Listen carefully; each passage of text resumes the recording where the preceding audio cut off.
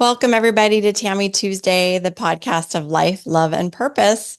I am so glad you're here today, and I cannot wait to share my guest with you. He is someone near and dear to me and has been my whole life. I have my dad with me today, Phil Merrill. Dad, thank you so much for being on here. I'm so excited to have a really cool conversation with you. Sure. I've watched every one of your podcasts, so I guess it's time for me to be there myself. Yeah, I totally agree. I loved it when you told me that you never missed an episode. That was such, to hear that from your parent, that means a lot. So I just want you to know that I love that you love what I'm doing. I love that you are engaged and you're listening, and it means more to me than you could possibly know. So thank you for that. And I'm really excited because as I've shared on here before, how I have been exposed, and I'm grateful for this, to so many things in my life. And a lot of that includes the idea of just being open to what's possible, because everything is. And you have shown me that throughout my life.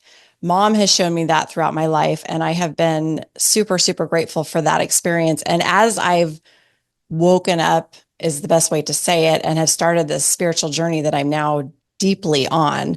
I've reached out to you, and obviously you've seen everything that I've been doing. But I on this today, the conversation that I want to have is I want to dive into you, and I want to know. I want to share with everybody because I have pieces of this story, but I want to know from you how this journey began for you, because you have really big ideas, and you've done a lot of soul searching and your own inner work, and you have your own background from childhood up to where you are today. So I want to start by talking about your background, because a lot of that stems from when we're young. I mean, we're pre-programmed essentially from where we were born. And we, as I've expressed here before, were raised in a very Mormon background, which was our religious heritage, if you will. And you were a big part of that. I mean, in fact, you were a very big part of that. And that's where, things began, but obviously things shifted tremendously from there. So maybe just give a snapshot of that and how you grew up and what that was like, and where you were understanding of it and where maybe you started to question it a little bit. I would love to hear that story. Okay. Well, I was born into a Mormon family, but my mother was not a member of the church when I was young, and my father was inactive. When he came back from World War II, he came back a smoker and a drinker and just wanted to dive into the business world and had really pretty much left the church behind. But as we kids, there's three of us, my two brothers and I, as we started growing up as children, he decided that he needed to get us all involved in the Mormon church. And my mother joined the church and he became active in the church. But I was a kind of a rebellion most of my young life, and didn't really accept this. I started smoking when I was a teenager, and carousing and so forth. And they had a hard time kind of getting me dialed in. But I drank the Kool-Aid. And when it came time to go on a mission at 19, he uh, he decided he needed to bribe me, and he told me if I would go on a mission, get worthy, and go on a mission, when I got back, he'd buy me a new car, and it Oh, worked. I didn't know that story. Wow. Yeah. Well, wait, I want to pause for a second, because your mission has played a big role in your life. And I don't mean, well, maybe I don't know the whole story. I can't speak for you, but as far as language, because you went to Mexico City, and is that correct? Mexico City? Not Mexico City, but I was in Mexico. Okay.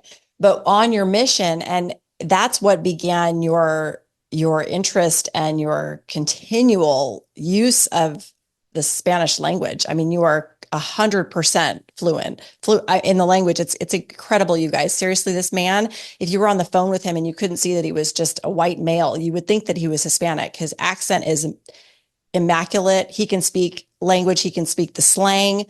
He is 100% fluent in Spanish. So that's a big part of your life. I mean, still today. And you're very passionate about Mexico too. Is that where that started? Oh yeah, yeah. I didn't know much about Mexico until I was sent down there by the church, and I went down and I was in several cities over a 2 year period, and just fell in love with the language and the people and just Mexico in general. Now that was 50 years ago or more, almost 50 years ago. So that country is vastly different than it was then. It Right. was very safe and kind of rural and down home type everything.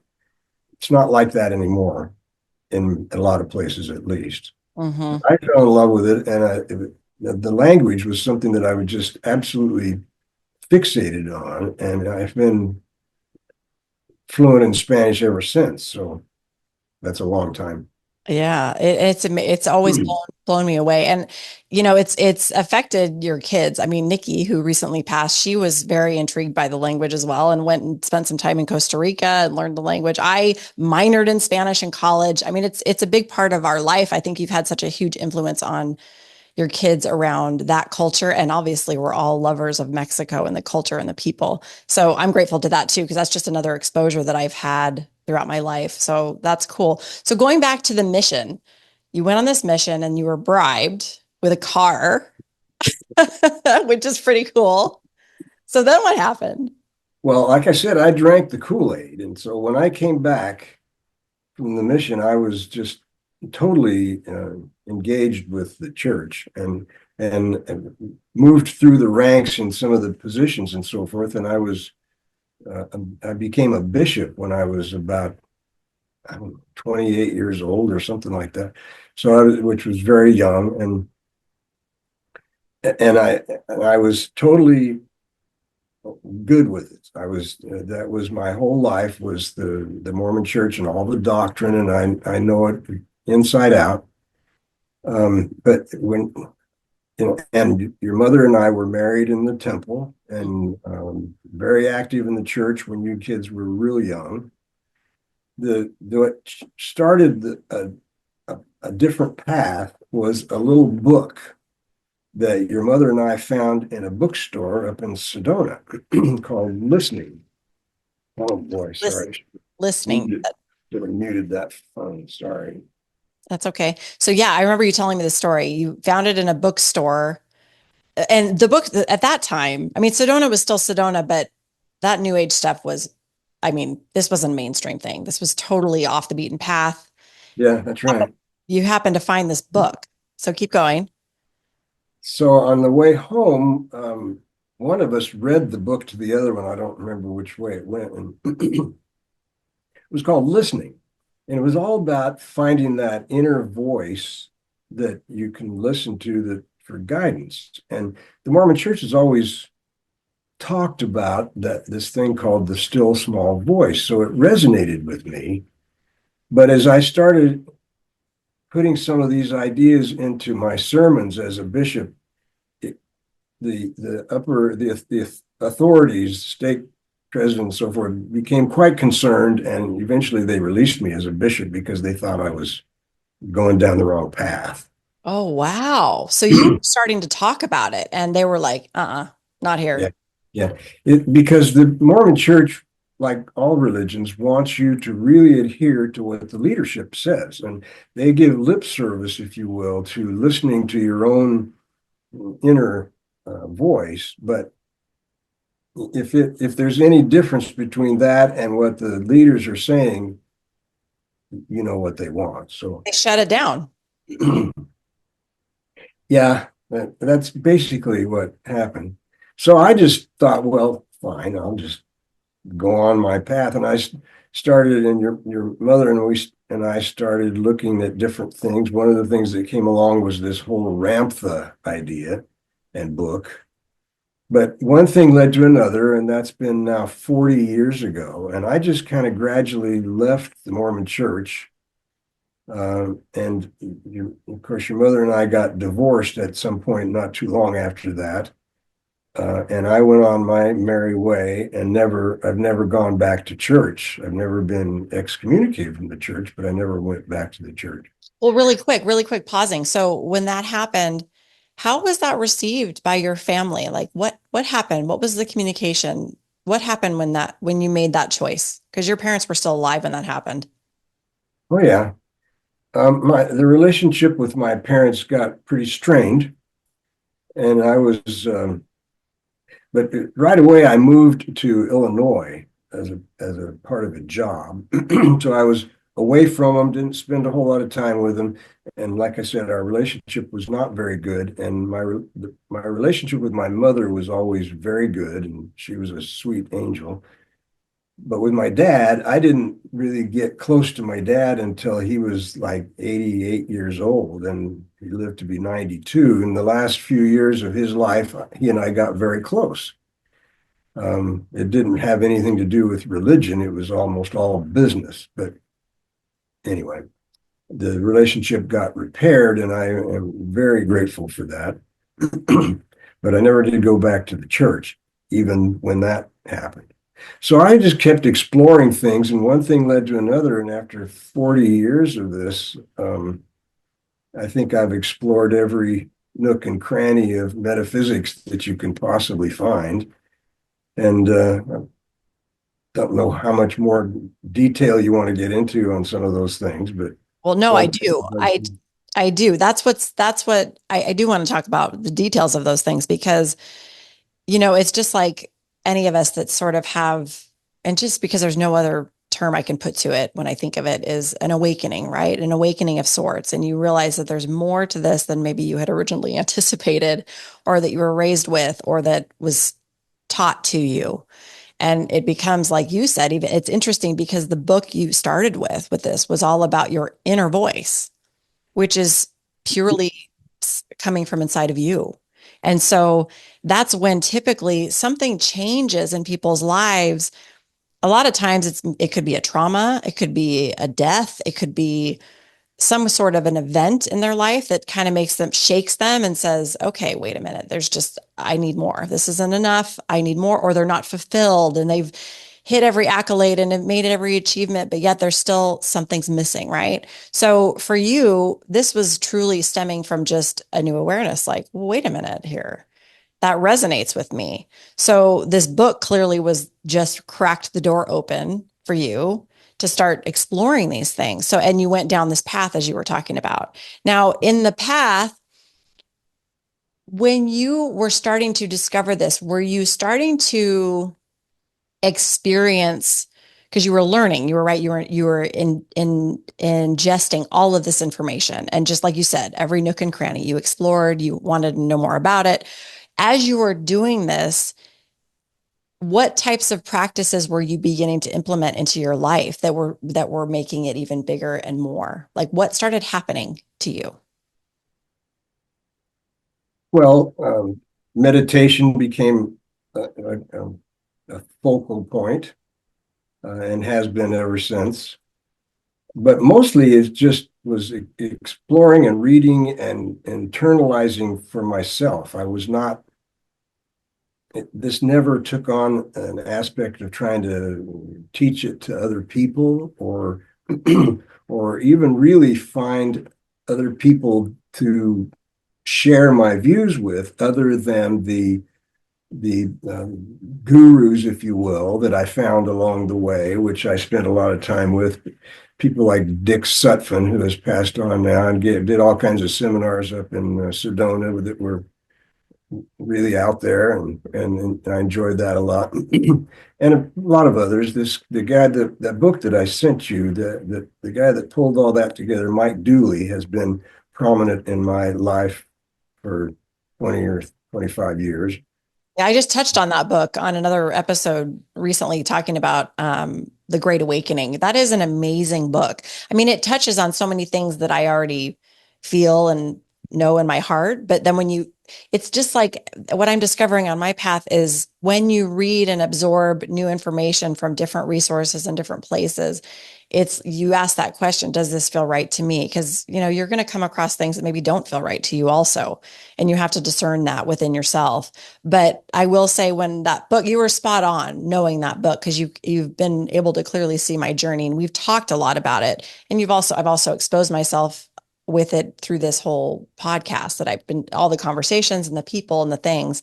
But that book, and was not familiar with Mike Dooley. He was not somebody who was in my purview at any kind until I read that book. And then you sent me the other one, which I haven't started, The Golden Lake, and I'm excited to dive into that one too. There were actually in the Great Awakening, there's a whole list of books in the back of that book of recommended reading. Several of them I have already read. Some of them include Conversations with God and some of those older books. But I did really enjoy that book. So when you discovered these people, because obviously we gravitate towards certain, like you called them gurus. Like for me, I love listening to Joe Dispenza. Of course, Yogananda is a huge person for me. There's several people along my path that I'm gravitated to and their message and how they delivered it. So, who were some of those people for you in your path? Mike Dooley obviously was one of them. What else has kind of come across to you? Probably one of the main ones was Neil Donald Walsh and his books, Conversations with God. Yeah. That's really powerful. I remember reading those books. I remember I was right in the middle of reading them when we were on a cruise, the whole family up in Alaska. I don't know if you remember That's that, but you were reading those when on that Alaska trip? yeah, Oh my gosh, I didn't know that. yeah, that was. See, this has always been a kind of a private thing for me. I haven't really exposed it to anybody other than occasionally when I can see that I'm have a kindred spirit like you, then I start kind of coming out of the shell about it. Nothing that I'm hiding, just seems more of a personal thing and a personal journey than something that I need to expose or find anybody that I can share it with. I've never really looked for metaphysical communities to belong to or anything like that. It's all been just a personal, private journey for me. Along your path, though, I imagine in your relationships, your friendships, and people that have come across your path that you've had interactions and been able to dive into conversations like that outside of, like you said, kindred spirits. But I mean, like your children, I know you've had some deeper spiritual conversations with some of your kids, not all of them, but some of them. And so, but in your friendships and in your relationships, how has that gone? Because it is a private journey. It's I shouldn't say private, it's a personal journey. But for me anyway, I have discovered that I find so much joy in those kindred spirits that cross my path so I can share and talk about it. Cause to me, it's just really fun to talk about, Yeah, obviously. I know, and it is when you find somebody that you can really share with. You have on your path, you're looking for people like that, and you draw them in with your podcast and so forth, which I love because I have gotten to know you better than I ever knew you through these podcasts, and it's been wonderful. To me, I just haven't, that's just not been something that I've done. And so in my business life and even in my romantic relationships, my metaphysical understandings and explorations haven't really been a part of it. Hmm. So everybody that I've married, and I'm really proud to say I've on my fifth marriage, Save the none best. of my Save the best for last. Sandy's amazing. I love her. Sandy is like she's a keeper now. But even she is not very metaphysical. And Okay. none of my wives have been, and that doesn't matter to me. It's not something that I necessarily need to share or have in common in order to be close to somebody. Yeah. There have been a few along the way that, at least for a while, we seem to share something. One of them would be, if you remember, Louis Agic. Say again. Louis Agic is Yeah. a Serbian guy that I got to know, and he and his wife Vesna were friends of our family, and their daughter and Nikki were very close, right? Was it? It was Nikki, wasn't it? It's been a long time. It wasn't Yes, you it with, wasn't me. It wasn't me, but I remember the names and I've met them, so I know who they are. but over time, Louis kind of got tired of it, and so we didn't. We still have a good relationship and never talk about that kind of stuff at all anymore. And there's been very few people like that, which is fine. I just don't have a need to have people around that see eye to eye with me on that. But it's fun and it's nice and it's gratifying, and that's why I've enjoyed watching what you're doing and dealing with you on it. Yeah. Now Well, the go ahead. these things kind of they are a progression, and I can't wait to see what your reaction to the Golden Lake is, because this is a whole this is like a culmination of all this. Hmm. When you get into that and you read what Sasha, the Pleiadian, has to say about the Golden Lake, I can't wait to see what it does to you. Well, it's next up, right? I mean, I'm always reading like three books at a time. I can't read enough, and they become my Bibles of sorts. Right now, I'm reading um, Wisdom, Jesus, Wisdom, Jesus. I don't know if you've read that one. Mm-mm. It's sort of I've talked about the what is it? Mary Magdalene Revealed. I talked about that book. That's a great book. It's very Right. similar vernacular to that, and it's about Jesus's teachings and what they really meant and deciphering in a different light outside of what's biblical and what's been documented in the Bible. And it's fascinating. Just like Mary Magdalene talks about prophets like or disciples like Thomas, the book of Thomas. So many of those scripture, the scrolls and scriptures that were not included in the Bible for very specific reasons. In fact, the same reasons you talked about in the very beginning of this conversation. It's all about leadership, and if it's not speaking the language to direct people in a way of authority and a way of living, then it's not allowed. And again, I have no issue with the Bible. I've said this many times. There's a lot of beautiful messages in the Bible, but it's not all inclusive.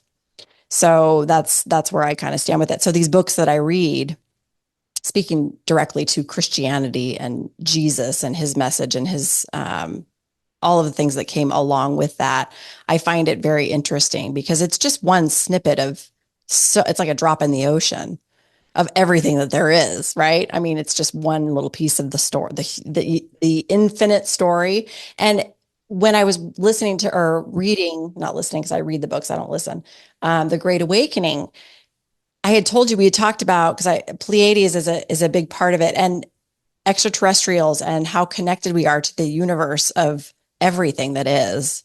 And the Lyra is I was telling you that I have this connection to the Lyran uh, Right. I don't know even what to say, people, ET, just that culture and what that is. I am very drawn to it. So I'm very curious what the Golden Lake is going to talk about. And that's something I have not talked a lot about on this podcast is ETs and what that means. Maybe we should dive into that because I know But that's you have really gotten into it quite a bit lately. And okay. that is the reason why I sent you those two books, is because Okay. I could see you opening up to all of that and really exploring it. Just as a little preview, the Golden Lake will help you focus on the fact, which you are already doing, that there is oneness with, everything is one and everything is connected. And yet at the same time, simultaneously, we are living mortal lives and do it to the max. I'm more enthusiastic than I've ever been about living my life and my purpose and my passions fully, even though I know this is actually temporary. And we're all part of something much grander than what our mortal lives are all about. And that the book kind of helps you understand that a little bit better. So that's where I am. Yeah. No, that is.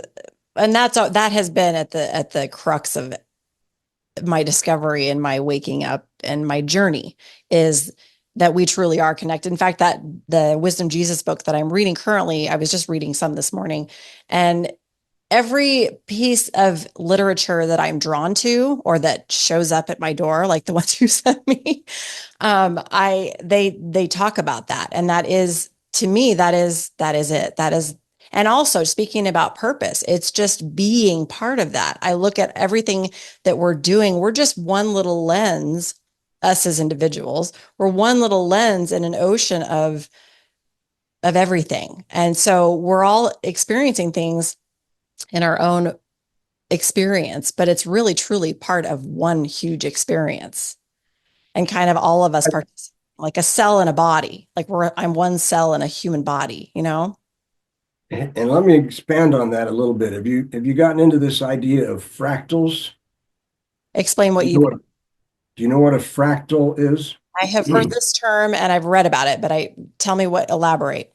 Well, a fractal is actually a geom is an aspect of geometry Mhm. where a there's formulas, and I don't pretend to understand them well, but there are patterns in geometry that if you the more you expand on it and look deeper into it, it doesn't matter where you look, the whole pattern is there. Mm, So now put that into, and they call that a fractal.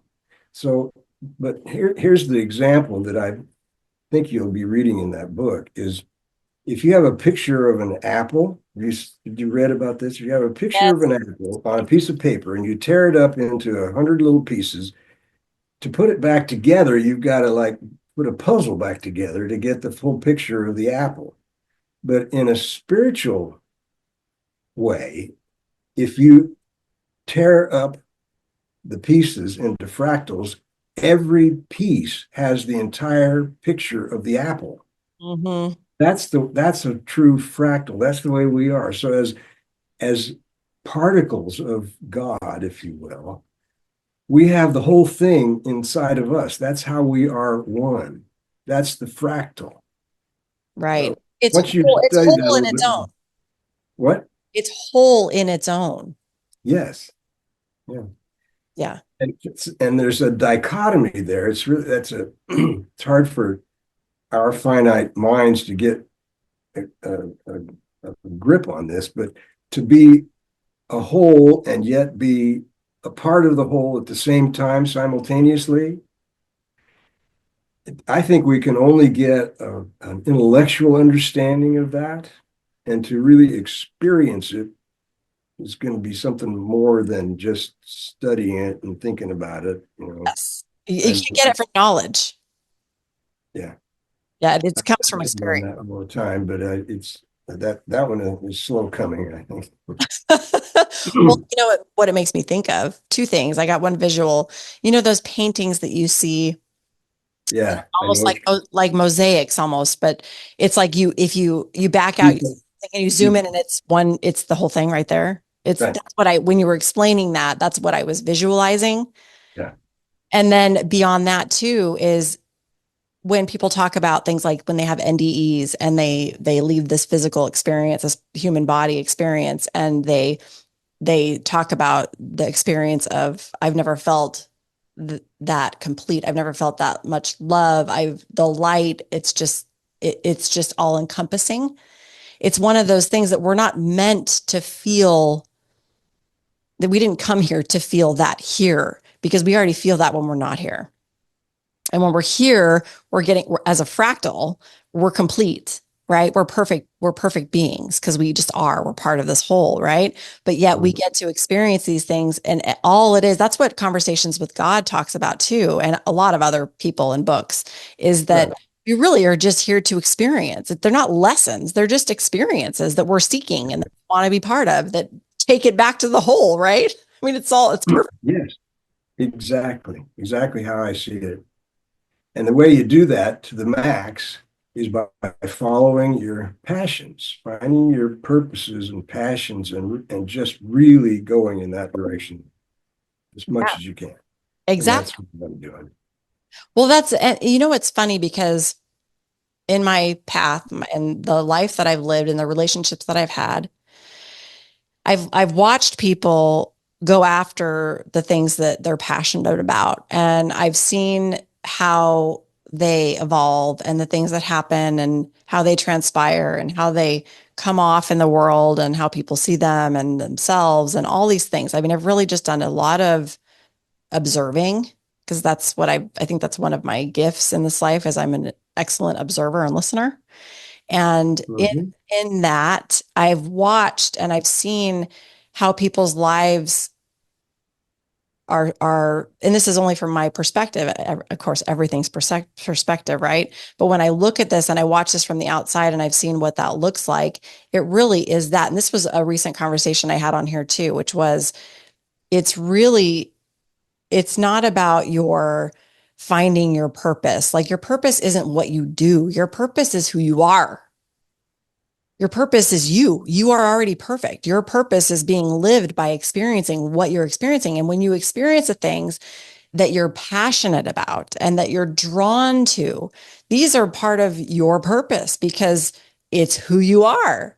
So when you're denying yourself of those passions and you're saying, well, no, these are the shoulds, and I have to look at the shoulds because the shoulds are what society and what I've been brought up to believe that we have to do. Well, no, it's really about what it is that we're being pulled to do, because that is who we are. So that's why people say, you look at somebody and you say, gosh, you really just feel like you're living in your purpose. Well, it's just because someone happens to be following their passion and that brings them joy.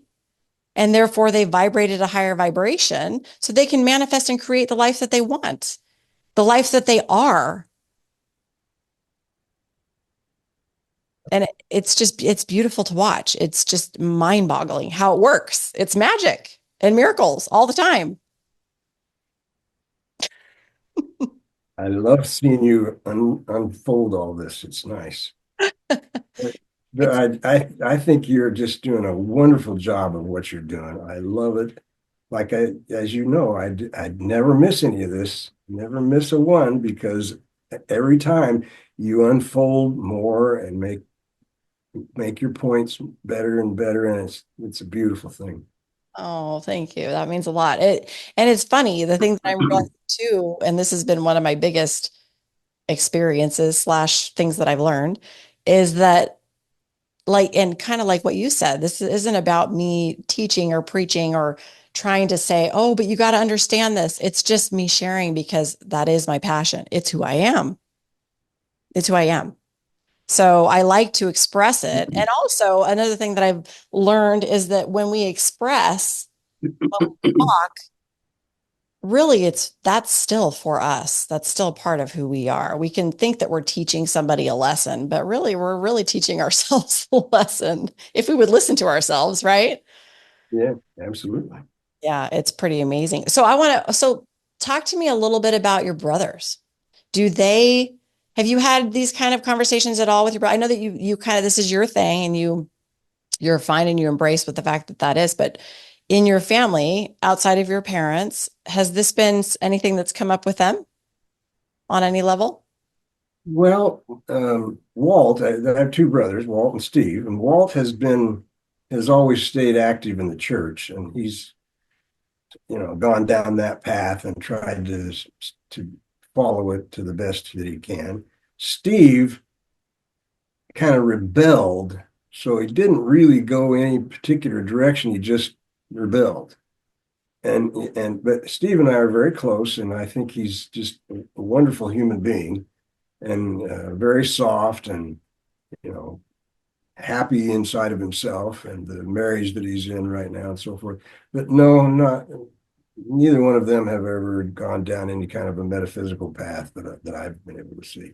It's interesting because I just I find the relationships in our lives that we didn't, at least consciously in this life, choose, that we did choose, I believe we did choose them before we came here. However, or the roles that we were going to play in this whole experience that we're having together. But it's interesting in the people that are in your life that you are just born around, like your siblings, your nuclear family, your parents, your grandparents, the people that you're just kind of born into.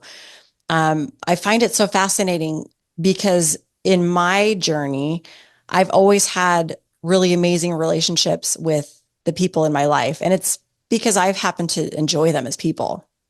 I've seeked them out, I've practiced them, I've, talked and we've shared and all these things. But and as my spiritual journey deeply began, and I started to share these things, it's funny because you become aware of where people are in their path. And that's also been another awareness I've had that we are really all on our own journey as far as what we're discovering and learning and experiencing. And you can't rush that for people. It is what it is for them. They are where they are. And that's also just as beautiful because, to your point on fractals, we are perfect just as we are, wherever we are. But it's interesting to watch because for me, my passion, again, who I am, my purpose is to share and talk about it. And I love to be around the people that I can talk about these things with. Nikki was one of them. Nikki and Yeah. I had the most tremendous, deep level conversations about the ethereal and like we're talking about extraterrestrials, we're talking about the universe, we're talking about sacred geometry, we're talking about all the things that are very deeply spiritual in nature. And when you can have those types of conversations with the people that you happen to love, it's just another level of cool and sharing. I just feel so blessed that I've had so many people in my life that I can have this deep level of conversation with, that I'm literally like they're at my access whenever I want them because we love each other. What a gift. Yeah. I just find it so amazing. So, and you're obviously one of those people. And I don't know that I always knew growing up around you and mom, even though you were not together, I could see the different journeys that you were on by watching again, because I'm an excellent observer. I would watch what you would ingest, books, what you'd watch on television, the music you'd listen to, all of those things. And I would go, okay, something's going on over there. I don't really know what any of that means. And it's kind of bizarre to me at the time when I'm young. But now looking back and understanding a deeper level of it, I am just so grateful that I had exposure to it because I think a lot of people don't have that benefit. And it seems a little more scary because it's maybe non-traditional. However, I do think that what's happening now, it is becoming more mainstream. And I'm grateful for that. I mean, don't you agree with that? Because it seems like it's That a huge turn. that's part of the Great Awakening. Yeah. Yeah. Yeah. I have a philosophy about the human race that is kind of different. I believe that there are many more people that are a much larger percentage of the human population is kind and wants peace and harmony than is negative and wants to fight. Uh, and the percentage is continuing to grow. Doesn't look like it is, but the percentage is continuing to grow of the peaceful section of the human race. That causes, because there has to be a balance, that causes the negative percentage of the human race to become more and more violent. And that will continue to happen. And it'll like crescendo. This negative bullshit that's going on in the world is going to continue to get worse and worse and worse until it just snuffs itself out Yeah. because it gets a smaller and smaller percentage of the people, but more and more violent. That's my view of things. And that, to me, that's the great awakening. It's the rest of the world, the rest of the population, the human race, that is continuing to expand their peace and harmony and love in opposition to the violent ones. You see violence everywhere all the time, but it's not very many people involved in it, not a very large percentage of the population. It's a few, Mm. and it's way too many, I guess, if you want to pass judgment on it, but it's getting less and less. And that's what I see as this great awakening. So yes, it's becoming more mainstream. And it doesn't have to be metaphysical. It's really all about um, getting into a place where you love the human race and you love people and Mhm. you want peace and harmony and well-being for everybody. Yes. It's harmony. It's harmony and compassion and acceptance. And yeah, it's that's what creates a peaceful place. I mean, people say peace on earth, that's not possible. Well, there's more people here that want that than don't, by far, Exactly. by far. Yeah. So, and love always wins. I mean, it just does. Love always wins. It prevails always. So you're right. And it's funny because we talk about this and not to be insensitive to our planet. People are very fixated on how we treat our planet and what happens. I got news for everyone. The planet is its own alive being, and it could swallow us up anytime it wants to. So it's going to continue to move on. We're not going to blow it up. We're not going to ruin it. We may put a dent in it, but the life of the planet is going to continue on whether we're part of it or not. We are lucky and blessed that we get to experience that piece of our life and live on this beautiful planet that we get to inhabit. But I do find it interesting because again, it's like that fractal. It's just one tiny fractal of a universe.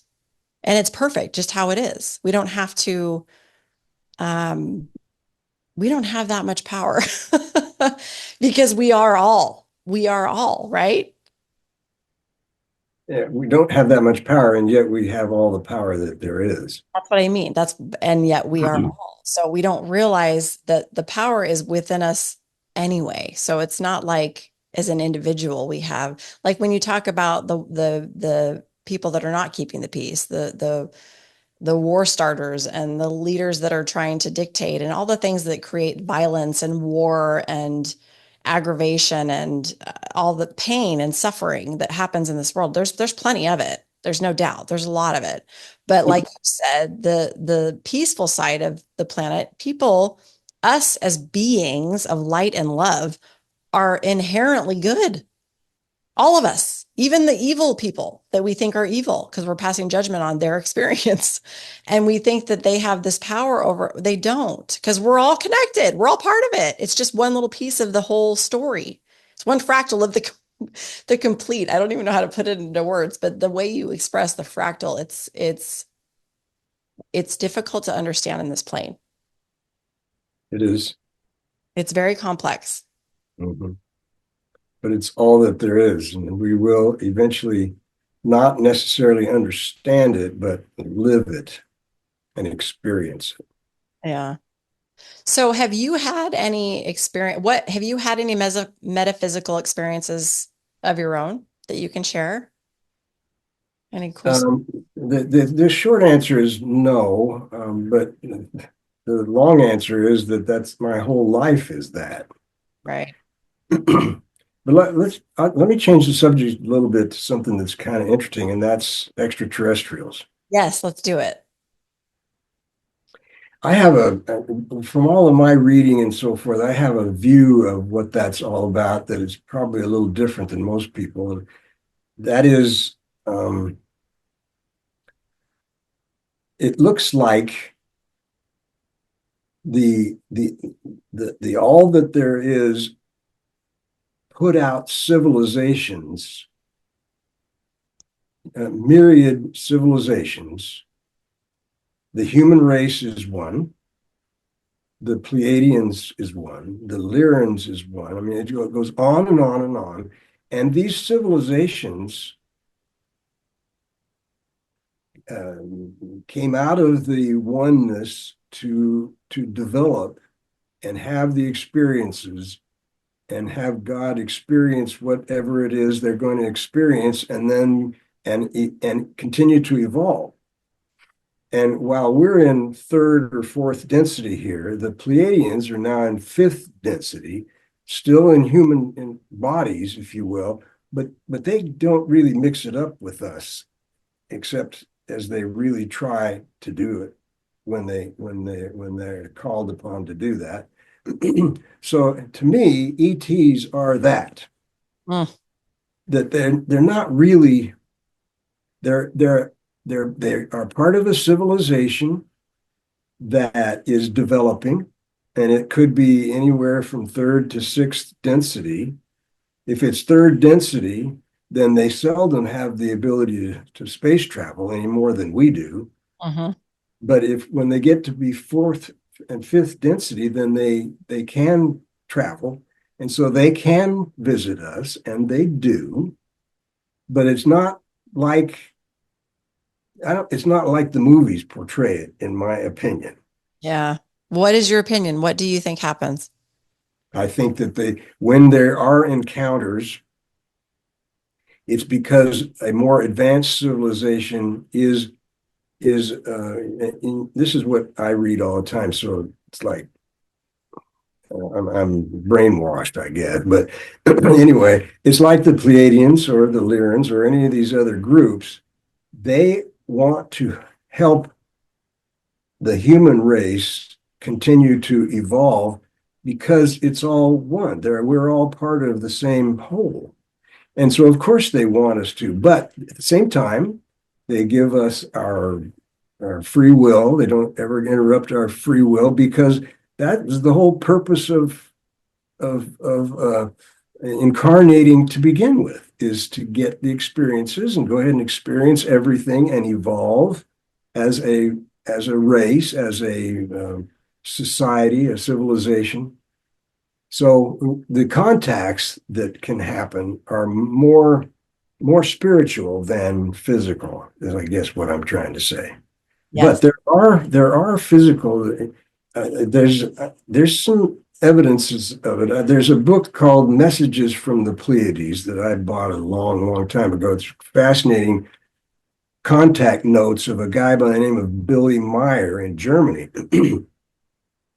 And some Pleiadians made contact with him and actually did visit him, actually took them in their spaceship, took them back to the mothership, even visited the Pleiades and brought him back because they had things they wanted him to understand. And he wrote all this in this book, and it's like the same, you get the same information everywhere you turn.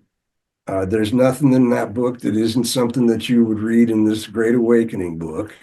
It's all the same. It's all about how we as civilizations are evolving and experiencing. And there really isn't any right or wrong way to do that. We're all just experiencing and evolving. And eventually we will evolve up into a more enlightened uh, civilization and continue to progress until we no longer are individual entities, but become just part of a group, and that group will continue to evolve and go back to oneness. Mm, That's my. yeah. Well, it's speaking to different densities, or some people might call them dimensions, is that it is interesting because that talks about that a lot in the Great Awakening, that book. It talks about how uh, we are in the third density and that we as embodied as embodied souls, right? We're embodied, we have a physical body. And like you said, there's other ETs that are out there that are in a higher dimension or density, but they have a different understanding because they've evolved into a different plane of experience, right? So they can then say, okay, well, I understand what this is. And it's like you said, you can read the same things or get the same understandings from people that have had experiences with, like somebody who has had conversations with God or with an ET or somebody from a Pleiadian or you name it, right? And the message is the same, is that we are all connected and we're all here for our greatest good as a collective. And the thing that's interesting to me, and this is a question too, just what you think happens when people here have a physical experience with an ET, because it's happening and it's now much more mainstream because they've come out with the fact that it's been happening for a long time. And now it's being broadcast and more people are aware of these things, these events that are happening. What do you think is going on? Because there's people like Dr. Is it Stephen Greer? Is that his name? I I can't don't know that. remember. I can't remember his name. He like calls in ETs all the time and he has all kinds of experiences and he does it with groups, he does it on his own. And do you think that people have to be at a certain vibration? And what I mean vibration, like a frequency, like we tune ourselves in with alignment to receive anything really, including maybe an experience of an ET. Do you think that we have to be on a certain level of openness or awareness to experience that? Or do you think that anybody can experience that? Do you have an opinion on that? I'm just curious what your thoughts are on that. Well, let me back up a little bit and tell you that I have just never sought anything like that out. I have had no need to inside of me. And so I've never sought anything like that out. I've never involved in it. I've never looked for it. I've never, when I occasionally come across it, like that book I was telling you about, the notes from Billy Meyer, it makes perfect sense to me. And everything that happens there seems to be to have the same teachings, if you will, about how the human race is going to continue to evolve well. And I would say that if anything comes out of any of these contacts that is of a like tone, then I would say that's meant to be. And if it's not, I would say I question it. Mm, mm. Because I think there are charlatans in this world in every arena. That's where I was going next was I think that there's a lot of things that humans are doing to come off that they aren't, and it's not what really is. And so those falsities, if you will, maybe they're coming and they're just testing or whatever they're doing. Um, I agree with you. That's not the real thing. That's not what really is happening here. It's By their fruits you shall know them. So if what comes out of it is the same thing that you're understanding in all of your other exploration, then good. If not, I question it. yeah, exactly. It's interesting because exactly. I don't even know how to.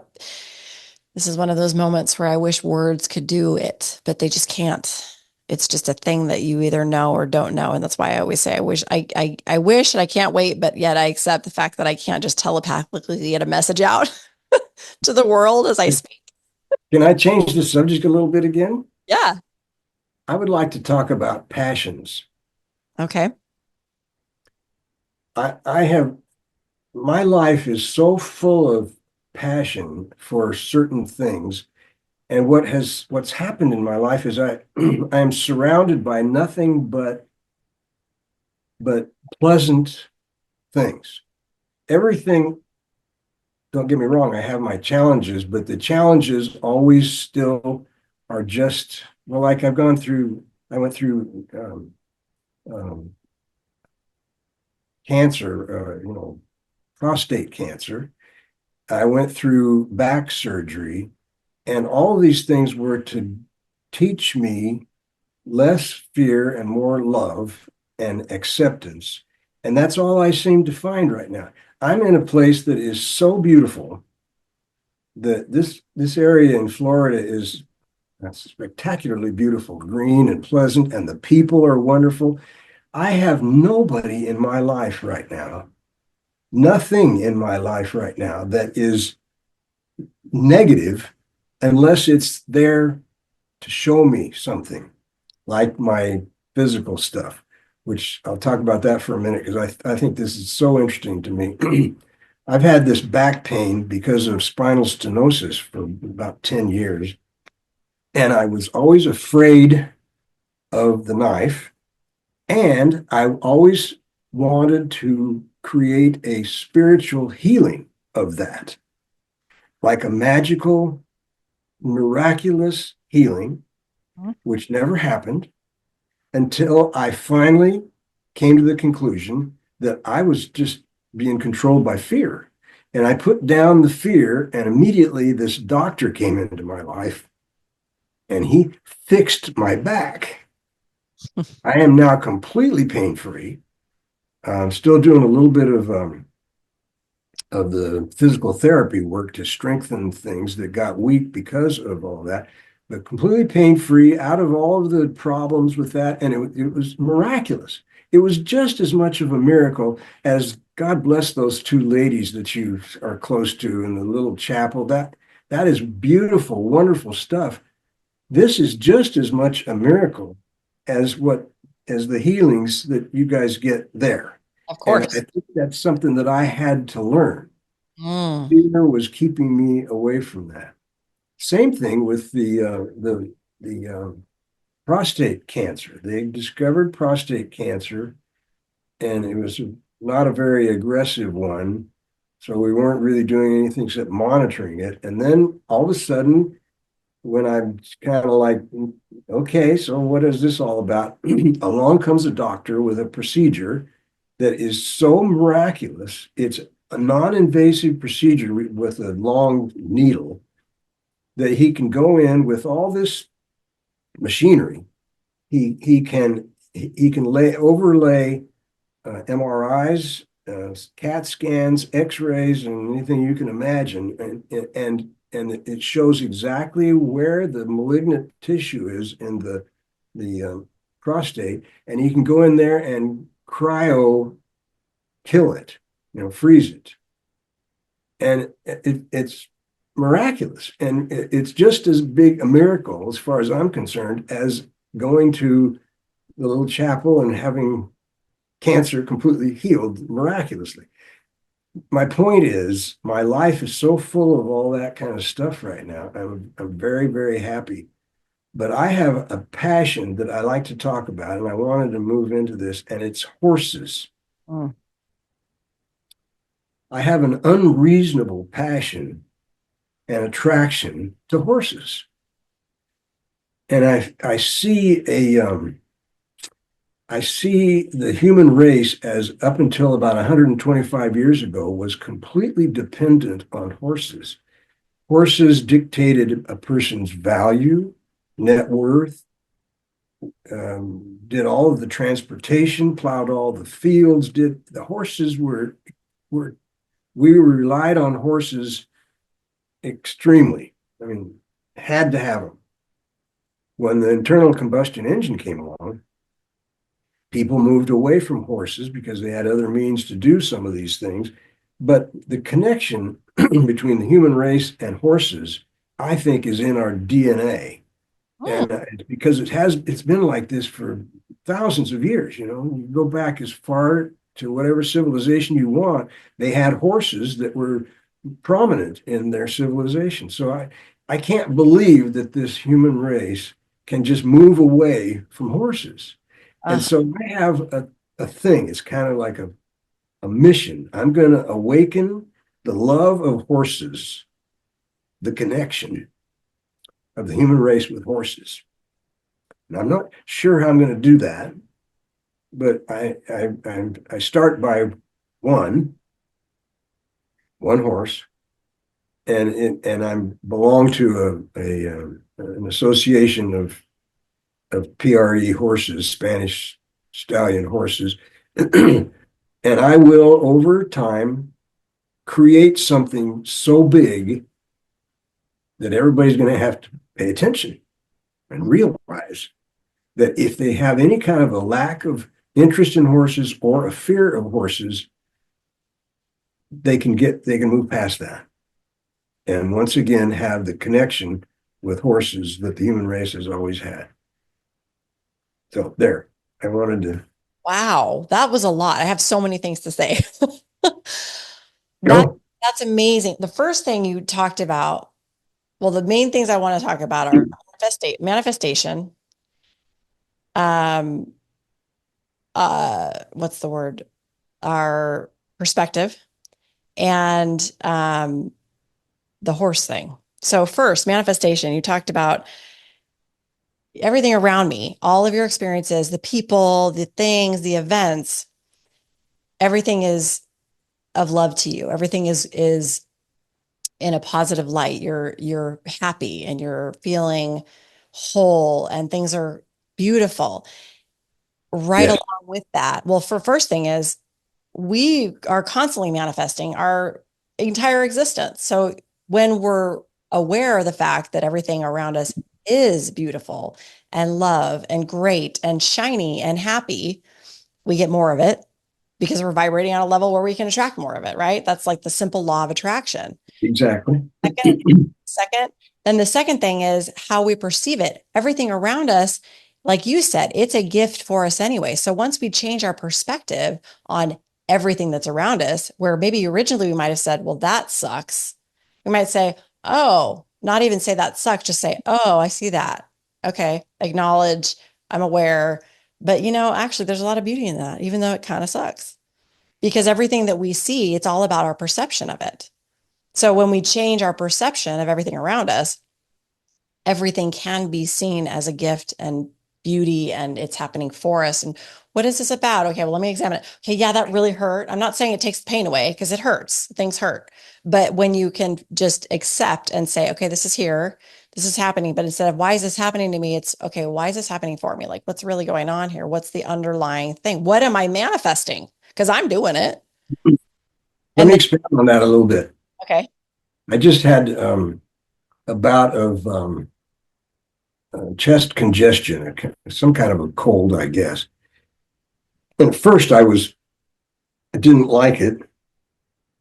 It kept me up all night coughing until I realized the biggest thing that I've learned about adversity of any kind is to move towards it and into it as opposed to pushing it away. I learned this with the divorce from your mother. But now, when I have adversity, I try to get as close to it as I can. I try not to stop it, but just to be with it. Don't have to suffer. I mean, like, I can take medicine to help with things, but don't push it away and say, oh, woe is me. That's what I wanted to say. It's interesting too, because really, truthfully, whatever the adversity is, you have to live it. The more you avoid it, even if you feel like you dodged a bullet, oh, whew, okay, I made it through that one. It's going to come back because what's needed there hasn't happened. So you better just lean in and say, okay, what do you got? Let's look at this. Let's look at this and let's live this and let's move through it because I'm not going over it. I'm not going around it. It's here. And you're right. The more you can accept it, the quicker you'll be free of it. And then it's released and you don't have to deal with it anymore. Right. Talk about freedom, right? Mm-hmm. So then the last thing was the horses. So the horses, I find that so interesting. And I had not put that together. And I find it so interesting because we've been around horses. I've been around horses my whole life because I have two parents that are passionate about horses and my grandparents and I married a man who his parents live in his grandparents are from Montana and there's just been horses in my life, right? And horses have never been something that I've been super drawn to. However, did I ride horses? Yes. Are they beautiful animals? Yes. Have I appreciated um, their magic and their beauty? They're incredible, incredible creatures. And so I have this deep appreciation for them.